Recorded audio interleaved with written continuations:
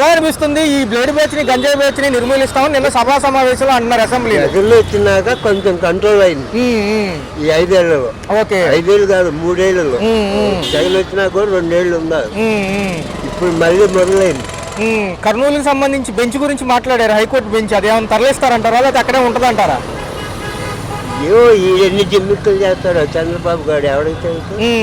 ఎదవ. ఇండియాలో 30 ఎకరాలు పెద్ద ఎదవ నా కొడుకు, లోపల లంజాలకు దొంగ నా కొడుకు ఎవరంటే ఆంధ్రప్రదేశ్ ఇప్పుడు ముఖ్యమంత్రి. మరి ఎన్డీఏ కూటమిలో భాగంగా ఉన్నారు కాబట్టి వీడు బతికాడు. వీడికి వాటి తల ఉంది. ఒకప్పుడు ఏటీఎం లాగా వాడుకుంటున్నాడు ఆంధ్రప్రదేశ్. నన్ను కొచ్చాలంజాడికి మోదీ గారి ఇప్పుడు సెక్యూరిటీగా ఉన్నాడు. ఈ ధైర్యం అదే, లేదంటే వీడు ఎక్కడ ఉంటాడు? మహారాష్ట్ర ఎన్నికలు కూడా ఉప ముఖ్యమంత్రి పవన్ కళ్యాణ్ వాడుకుంటారు. అవకాశం ఉన్నంత వరకు కేంద్రం మనకి ఎట్లా పట్టుకోవాలో ఓట్లని ఆలోచిస్తారే తప్ప దేశాన్ని ఎలా ఎవడుంటే బాగుపడుతుందని ఆలోచించేవాళ్ళు చాలా తక్కువ మంది ఉంటారు. మొన్న జగన్మోహన్ రెడ్డి గారు ఏమన్నారంటే, నేనుంటే ఈ పాటికి 2 పథకాలన్నా విడుదల చేసేవాడిని, వాలంటీర్ ఉద్యోగాలు ఓడబీగుతున్నారు వచ్చిన కాడి నుంచి. ఇప్పుడు వీడు వచ్చి పోలవరం పాడు చేశాడు. వీడు 6 పథకాలు అయిపోయాయి. ఇప్పుడు ఈ ముసలికి ఒక్కడి తప్ప మొత్తం తీసేసాడు. వీళ్ళకి కూడా 3 లక్షలు తీసేసాడు. వీడు ఎక్కడ మంచి చేయడు, ఎప్పుడు చేయలేదు. అసలు ఈ ఎగవ ఎన్టీ రామారావు అమెరికాలో ఉండగా ఇక్కడ రాజకీయం చేసి ఎంపీకి ఎమ్మెల్యేలకు కోటిచ్చి ఆ రోజే జైలుకి పోవాల్సినాడు. అల్లుడు అని వాడు దయదలుచుకున్నది ఆంధ్ర వాళ్ళకి ఇప్పుడు ఇంత పొడుగు పెట్టాడు. మరి ఎలా ఉండబోతుంది బాబాయ్ గారు? పోలవరం అమరావతి అవుతుందా ఈ 4 ఏళ్లలో? పోలవరం మరి ఎట్లా ఉంటుందో వాళ్ళ నిర్ణయాలు ఎట్లా. అది కేంద్రం ఈ ఆధారం మీద బతుకుతున్నాడు మోదీ గారు. మరి వాడు ఇంకో సంవత్సరం అయినా గ్యారంటీ ఉంటాడు. వాళ్ళ లెక్క ప్రకారం అయితే సంవత్సరం ఉండాలి, ఎక్కువ ఉండడానికి వీల్లేదు. ఎందుకంటే వాళ్ళ లెక్క 75 ఏళ్ళకి రిటైర్ కావాలి. వీడు రిటైర్ అవుతాడా లేకపోతే ఏదో అప్పుడు అన్నం లేదు మర్చిపోయి మళ్ళీ మొదటికి వస్తాడు తెలియదు. వీడు దొంగన కొడుకు. వాడేమంటే వీడు దాని సరే కేంద్రం ఇచ్చే పథకాలతో కలిపి వీళ్ళు యాడ్ చేసి రౌండ్ ఫిగర్లు చెబుతున్నారు కానీ ఎక్కడ కూడా వీళ్ళు ఇచ్చే ఫుల్ ఫ్లెడ్జ్డ్ గా చెప్పట్లేదు. 20,000 పెట్టుబడి సాయంలో కూడా ఎవరికి ఇచ్చారు? అది వీళ్ళు ఎవరికి ఇలా మొన్న గ్యాస్ సిలిండర్లు ఇచ్చినా కూడా కొత్త చొక్కాలకి ఇచ్చారు. అర్థమైంది, కొత్త బ్యాచ్ ఇచ్చారు తప్ప ఎవరు అడుగు ఇంటింటికి పోయి అడుగు ఎవరికి ఇచ్చారు? అన్ని వ్యవస్థల్ని నిర్వీర్యం చేస్తున్నాడు ఈయన వచ్చాక అంటున్నారు. మొత్తం వ్యవస్థలు నిర్వీర్యమైంది. ఇది ఎన్నాలో సాగదు. మహాయుడు ఉంటే నా లెక్క ప్రకారంగా అయితే 1 సంవత్సరంన్నర లోపల ఈడు పోవాలి. వీడు పోయినాక 5-6 నెలల్లో మోదీ గారు పోవాలి. ఈ 2 లెక్క ప్రకారం జరగాలి. మరి నా లెక్క తప్పు లేదా వాళ్ళ లెక్క కరెక్ట్ మనకి చూడాలి అంతవరకు. నిన్నటికి నిన్న వీళ్ళు ఏం చెప్పారు అంటే, ఏదైతే పాత బిల్లుల గురించి పెద్ద చర్చ పెట్టారు. ప్రతి ప్రభుత్వంలో పాత బిల్లులు ఉంటాం కాబట్టి అది నెక్స్ట్ ప్రభుత్వానికి తీరుస్తూ ఉంటారు. అసలు ఎలా ఉందన్నారు? రోడ్ల వ్యవస్థ అవుతుంది అంటారు అసలు వాళ్ళు చెప్పినట్టుగా? వాళ్ళకి చేయడానికి లేదు, వాళ్ళకి దమ్ముదైనం లేదు. ఇప్పుడు మైక్ ఇస్తానని అన్నగాని అంటున్నారు జగన్ కి. ఆ జగన్ ఇస్తే ఆయన ప్రతిపక్షం కాబట్టి మాట్లాడే దమ్ము ఆయనకుంది. వీళ్ళు రానివ్వట్లేదు, ఆ ఛాన్స్ ఇవ్వట్లేదు. దాని వల్ల ఏంటంటే ఇప్పుడు సూపర్ 6 ఇవన్నీ మాత్రం ఇంకా మట్టిలో కలిసిపోయినట్టే. ఇంకా ఏదో 2 పథకాలు వదులుతాడు 5 సంవత్సరాలు అయిపోయేలోపు. ఇంకా అదే జనాలు మొబ్బు పెడతారు. మళ్ళీ ఎలాగో జమినీ ఎలక్షన్స్ వస్తాయి అంటారు. దమ్ముదైన అప్పుడు చూపించమని చెప్పండి. ఈయన మహారాష్ట్ర ఎన్నికలకి వచ్చి మాట్లాడొచ్చారు కానీ అసలు ఇక్కడ వాలంటీర్ వ్యవస్థ గురించి ఏమీ మాట్లాడలేదు. అదే అన్నా నేను చెప్పాను కదా. మరి 5 నెలల శాలరీ 6 నెలల శాలరీ గతం వాడుకున్నారు మొన్న. వాడుకున్నారు. మన వరదల్లో కూడా పాపం వాలంటీర్లు పిచ్చగా వాడుకున్నారు. మీరు లేదే వ్యవస్థ నడవదన్నారు, నడిపించారు. మళ్ళీ తీసుకుంటాం అన్నారు. వాళ్ళకి ఏదీ లేదు. మరొక అంశం, పాత జీతాలు కూడా వాళ్ళకి ఇస్తారని చెప్పి అన్నారు. మరొక అంశం చూసుకున్నట్లయితే సంక్రాంతి నుంచి ఈయన డైరెక్ట్ గా జనంతో మాట్లాడతారంట. బాబు గారు కొత్తగా తీసుకొస్తున్నారు. ఫోన్ కాల్ లోనే డైరెక్ట్ గా కలుస్తారంట. ఎలా అనిపిస్తుంది అసలు? అది నిజంగా జరుగుతుందంటారు? ఫోన్ కాల్ అంటే మాట్లాడతాడు, ఎవరెవరో పిచ్చోళ్ళు 4 పెడతాడు ఎక్కడెక్కడో తీసుకొచ్చి. తర్వాత అది కూడా అయిపోయినట్టే, ఆ కోట కూడా అయిపోయింది. దానికి కూడా బడ్జెట్ ఎంత అయింది అంత ప్రవేశపెడతారు. ఆల్రెడీ అమ్మకు 100 తూట్లు పొడిచారు. 12,454 కోట్లు ఏదో అవసరం ఉంటే వీళ్ళు అరాకొరగా 2,000 చిల్లర ఏదో పెట్టారంట. అసలు అది ఎక్కడన్నా సమంజసమేనా? సమంజసం లేదు కాబట్టి ఇప్పుడు నేను చెప్పేది. వాడు చేసేది కూడా అదే. మందుకు మాత్రం విచ్చలవిడిగా వదిలాడు. మందు రేట్లు తగ్గిస్తానని మందు రేట్లు తగ్గించలేదు. క్వార్టర్ తాగేవాడు ఇప్పుడు హాఫ్ తాగుతున్నాడు. ఇదివరకు అయితే క్వార్టరే తాగేవాళ్ళు, క్వార్టర్తో నిర్మించుకునేవాళ్ళు. ఇప్పుడు రేట్లు తగ్గినాయి అది అన్నారు కానీ బ్రాండ్లు వదలడం వల్ల ఏమైందంటే కొత్త బ్రాండ్లు పోయి పాత బ్రాండ్లు వచ్చినాయి కాబట్టి ఇప్పుడు హాఫ్ తాగుతున్నాడు. నిన్న మాజీ ముఖ్యమంత్రి గారు సభాముఖంగా మాట్లాడడం జరిగింది ప్రెస్ మీట్ లో. ఏ అంశం వచ్చినా మా ఫ్యామిలీల గురించి మా గురించే ఇట్లాగా దుష్ప్రచారాలు, సోషల్ మీడియా కన్వీనర్లను అరెస్టు, సూపర్ 6 గురించి అడిగితే లోపల వేయడాలు ఇవే జరుగుతున్నాయి తప్ప వీళ్ళు చెప్పింది ఏంటంటున్నారు. వాళ్ళ ఫ్యామిలీ గురించి మాట్లాడలేదు, జగన్మోహన్ రెడ్డి ఫ్యామిలీ గురించి మాట్లాడలేదు అని అంటున్నారు. మాట్లాడే కదా ఇట్లాగా మీ చెల్లెంటి మీ ఆడికి పుట్టింది ఇడికి పుట్టింది ఎవరు పుట్టారు వంగా గీత మినిస్టర్ హోమ్ మినిస్టర్ కూడా మాట్లాడుతుంది. వాడు వీడు అని సంబోధించి మాట్లాడుతుంది. ఒక మాజీ సీఎం అన్న వాల్యూ లేకుండా కూడా మాట్లాడుతుంది. ఇప్పుడు వాళ్ళకి కొమ్ములు వచ్చినాయి, అధికారంలో వాళ్ళు ఉన్నారు కాబట్టి వాళ్ళకి కొమ్ములు వచ్చినాయి. అంతే, వాళ్ళు మమ్మల్ని ఏం చేయలేరు అనుకున్నారు. ప్రజలే రానున్న రోజుల్లో బుద్ధి చెప్తారు వాళ్ళకి. ఈ 6 పథకాలకి మంగళం పాడినట్టే అంటున్నారు. ఏంటి ఇంకా సుమంగళం పాడినట్టే అయిపోయినట్టే, ఇంకా గంగలో కలిపినట్టే ఇంకా అంతే. అన్నయ్య గారు మరి ఎలా ఉండబోతుంది నెక్స్ట్ జనవరి నుంచి చూసుకుంటే ఇక పథకాలన్నీ కూడా పేరుకి ఫోటోలకేనంటారు. అంతే, ఇంకా పేరుకి ఫోటోలకి బడ్జెట్ ఎంత అయింది అంత అయిందని చెప్పి పెడతారు. మన కోతులుగా అయిందన్నారు, అగ్గిపెట్లుగా అయిందన్నారు. ఇప్పుడు కూడా అంతే, అక్కడెక్కడ హోటల్స్ లో గిట్లతో పెడతారు, మళ్ళీ ఇంకా బడ్జెట్ పెరిగిందని చెప్తారు. ఇంకా అదే బడ్జెట్ చూపిస్తారు. 104, 108 సిబ్బందికి అసలు జీతాలు ఇవ్వట్లేదు చాలా రోజుల నుంచి. వాళ్ళు సమ్మెకి వెళ్తామంటున్నారు. ఎలా చూడాలి అసలు ఇవన్నీ? పెట్టాలి, రోడ్డు మీద వీడిస్తేనే కదా. ఇలాంటి ప్రభుత్వాన్ని వీడిస్తే మళ్ళీ రోడ్డు మీదకి వాళ్ళకి బుద్ధి వస్తుంది. నిన్న చూసుకున్నట్లయితే కరోనా ఉన్న సమయంలో కూడా మేము అక్టోబర్ 2 కల్లా గాంధీ జయంతి నాడు అప్పుడు ఏదైతే ఉందో సచివాలయ వ్యవస్థ స్థాపించి వాలంటీర్లు తీసుకున్నాం. ఈయన ఉన్న ఉద్యోగాలు ఓడిపోతున్నాడు. అంతే అన్నానుగా. ఇప్పుడు వాలంటీర్ వ్యవస్థ వస్తే మళ్ళీ జగన్ అన్న మళ్ళీ పాలన మళ్ళీ జనాలకు గుర్తొస్తుందనే ఆలోచనలో వాలంటీర్ వ్యవస్థ వద్దని అంటున్నారు. ఇప్పుడు ఉన్నవారి సెక్రటరీ లో కూడా ఇవ్వాలి, వాళ్ళకి జీతాలు ఇవ్వట్లేదు. జీతాలు ఇచ్చే పరిస్థితుల్లో కూడా వీళ్ళు వాళ్ళ ప్రభుత్వం నడవలేకపోతుంది. వాళ్ళు కూడా తీసేస్తే మళ్ళీ జనాలు కూడా మళ్ళీ కాగితాలు పట్టుకొని ఆ పథకాలు ఈ పథకాలు అని చెప్పేసి బాబు గారు రోడ్డు మీద పరిగెత్తిస్తాడు జనాల్ని. సంపద సృష్టిస్తానంటున్నారు. ఎలా వస్తుంది సంపద? బాబు వస్తే జాబ్ వస్తుంది, కారు వస్తుంది, మంచి కారు వస్తుంది. పేదవాడు కూడా కోటేశ్వరుడు అవుతాడు అన్నాడు. ఏది? ఆయిల్ రేట్లు పెరిగిపోయినాయి, ప్రతిదీ కూరగాయల రేట్లు పెరిగిపోయినాయి, ప్రతిదీ పెరిగిపోయింది. ఏది ఉపయోగం? ఏది? ఇదేనా? డిఎస్సి నోటిఫికేషన్ గురించి చర్చల్లో మాటలకే తప్ప ఎక్కడా కూడా దాని గురించి వార్తలు లేవు. మాట్లాడారు కదా వీళ్ళు. మాట్లాడితే ఎలాగా? మాట్లాడితే అన్ని అమలు చేయాల్సి వస్తుంది. మరి మాట ఇవ్వాలి జనాలకు. ఆల్రెడీ మాట ఇచ్చారు జనాలు పిచ్చోళ్ళు. ఆ లోకేష్ గారు రెడ్ బుక్ వచ్చి బయటకు వచ్చారంటారా? కానీ రెడ్ బుక్ తీసుకొని తిరుగుతున్నాడు లోకేష్. ఇంకెవరెవరిని చంపాలి, ఇంకెవరెవరిని లోపల వేయించాలి, ఎవరెవరిని కొట్టించాలి, ఎవరెవరు పోస్టులు ఎవరెవరు ఉద్యోగాలు బిగించాలన్న దృష్టిలో ఆయన తిరుగుతూనే ఉన్నాడు. ఆ రెడ్ బుక్ రాసుకుంది దానికోసమే కదా. పవన్ కళ్యాణ్ గారు ఈయన చేతుల్లో బొమ్మేనంటారా? కీలు బొమ్మ. ఈయన పవన్ కళ్యాణ్ కీలు బొమ్మే కదా. ఇప్పుడు ఎంతసేపుగా ఆయన పోస్ట్ కోసం ఆయన ఉపయోగపడ్డాడు. సీఎం అవుతున్నాడు. ఫస్ట్ స్టేట్ లో అడిగాడు, స్టేట్ లో చేయంది ఇచ్చారు. ఇక్కడికి వచ్చేటప్పుడు కాళ్ళు పట్టుకున్నాడు, పోస్ట్ వచ్చింది చక్కగా. ఇంకేం కావాలి ఆయనకి? మరి ప్రజలు నమ్మే అవకాశం ఉందా? నిత్యావసర సరుకుల ధరలు కానీ కరెంట్ ఛార్జీల గురించి అసలు ప్రస్తావనే లేదు. ఎవరు మాట్లాడే వాళ్ళు ఉన్నారు. ఈయన కీలు బొమ్మ కాబట్టి ఈయన మాట్లాడలేదు. నేను జిట్ చేస్తా పొడి చేస్తానని అన్నాడు. జనాల్లోకి వస్తే ఏంటో చూపిస్తానని అన్నాడు. ఏం చూపిస్తున్నాడు? ఆయన ఇంతవరకు మీడియా ముందుకు వచ్చినోడు లేడు, చేసినోడు లేడు. ఉపయోగం ఏముంది చెప్పు? ఎవరి కోసం పోరాటానికి పవన్ కళ్యాణ్ వచ్చాడు? వ్యవస్థలో ఏదన్నా ఒక అంశాన్ని గురించి అడగాలన్నా ఇంతవరకు వాలంటీర్లు ఉండేవాళ్ళు. దాని గురించి వెళ్ళడానికి ముస్లాం ముక్క వాళ్ళు చాలా ఇబ్బంది పడుతున్నారు. ఎలా ఉందన్నయ్య మరి ఈ సమయం ఎలా పోతున్నారు? ఇప్పుడు అదే మళ్ళీ నెక్స్ట్ పరిస్థితి అదే వస్తుంది. ఎవరు ముసలోళ్ళు చచ్చిపోతే మళ్ళీ వాళ్ళకి వర్తించిద్దన్న ఆలోచనలో అలా చూస్తా ఉంటారు. ఇవి కూడా పోతాయి రేపొద్దున. వాళ్ళకి కళ్ళు బాగలేదో, కాళ్ళు బాగాలేదో, ఏది బాగాలేదనో ఏదో చిన్న చిన్న మిస్టేక్లు చూపిస్తారు. వాళ్ళు కూడా కొంతమంది తీసేస్తారు. ఈ హౌస్ హోల్డ్ సర్వే అనేది దానికే అంటున్నారు చాలా మంది. అవును. ఈ వచ్చేసి జియో ట్యాగింగ్ అంటున్నారు, పారదర్శకత్వం అంటున్నారు. ఉన్నోళ్ళే కూడా ఓడిపిస్తారేమో భయం. జియో ట్యాగింగ్ అంటే అదే. ఇప్పుడు ఆధార్ కార్డులు మళ్ళీ ఫ్రెష్ గా మార్చుకోవాలన్నారు. మన వాళ్ళకి 5 సంవత్సరాల్లో ఏది కదిలించింది లేదు. మళ్ళీ ఇప్పుడు ఆధార్ కార్డులు అవి మార్చుకోవాలి, ఫింగర్ ప్రింట్ మార్చుకోవాలి. ఏదో చిన్న ఓటు తేడా వచ్చింది అంటున్నారు. ఇలా ఎంతమంది ఎన్ని రకాలుగా ప్రయత్నిస్తారు? ఒక పక్క ఈవీఎంల ట్యాంపరింగ్ అందరికీ తెలిసిందే. దాంట్లోనేమో పారదర్శకత్వం లేదు. వాళ్ళే ఒప్పుకుంటున్నారు. ఒక పక్క వాళ్ళ ఎలక్షన్స్ టైంలో ఏమో ట్యాంపరింగ్ లోకి అవుతాయి అంటారు, బ్యాలెట్ ఓటింగ్ అంటారు. రైట్ అన్న. అన్నీ కూడా చూసుకున్నట్లయితే బడ్జెట్లు కానివ్వండి, ఈ హైకోర్టు బెంచ్ గురించి నిన్న డిస్కషన్, అమరావతిలో జరుగుతున్న ఈ బ్లేడ్ బ్యాచ్ కానివ్వండి, గంజాయిగా సంబంధించి నిన్న చాలాసేపు డిస్కషన్ చేశారు. ఎలా అనిపిస్తుంది? ఈ విషయాలన్నిటికీ చెప్పాలంటే సమర్థుడు ఏమాత్రం కాదు. ఎందుకంటే ఇల్లు బయట కూరగాయలు బియ్యం తెచ్చుకోవడం వరకే కానీ బయట నాకు రాజకీయాలంటే ఇంట్రెస్ట్ లేదు. Okay sir.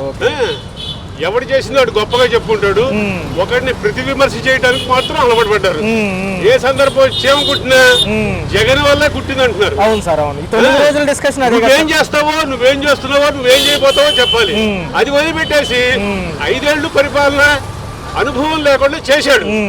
ప్రజల మనసుల్లో ఉన్నాడు. Okay sir. అది చూసి నువ్వు 40 ఏళ్ల ఇండస్ట్రీ 14 ఏళ్ల ముఖ్యమంత్రి అని చెప్పేవాడు. అందులోంచి మనం ఏం నేర్చుకోవాలో చూసుకోవాలి. అది ఏ నాయకుడైనా అవ్వచ్చు. జవహర్ లాల్ దగ్గర నుంచి ఇప్పటి వరకు ఏ నాయకుడైనా సరే మంచిది తీసుకోవాలి, చెడుని వదిలిపెట్టాలి. అది కాకుండా వార్తలు చూడాలన్నా పేపర్లు చదవాలన్నా అసహ్యం పుడుతుంది సార్. సామాన్యుడి గురించి ఎక్కడా ప్రస్తావన లేదు ఈ బడ్జెట్ లో. రెండోది రాయితీలు లేవు, రెండోది కరెంటు బిల్లులు కానివ్వండి చాలా అత్యంత బడ్జెట్లతో కూడి. ఎందుకంటే ఇప్పుడు వాళ్ళు ప్రతిపక్షంలో ఉన్నారు, ప్రభుత్వ పక్షంలో ఏం చేస్తున్నారు, ఏం దుర్మార్గాలు చేస్తున్నారు అరికట్టడానికి వాళ్ళకి బాధ్యత ఉంది.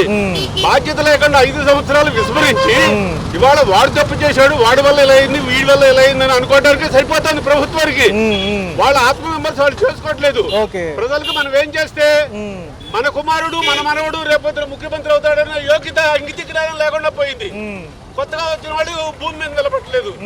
రాజకీయం ఉంటే చాలు, కొంతకాలం ముఖ్యమంత్రి అయితే చాలు, కొంతకాలం మంత్రి అయితే చాలు, కొంతమంది ఎమ్మెల్యే అయితే చాలు అని అనుకుంటున్నారు. కానీ పదవి కాంక్ష తప్పితే, దోపిడీ తప్పితే రెండోది లేదు.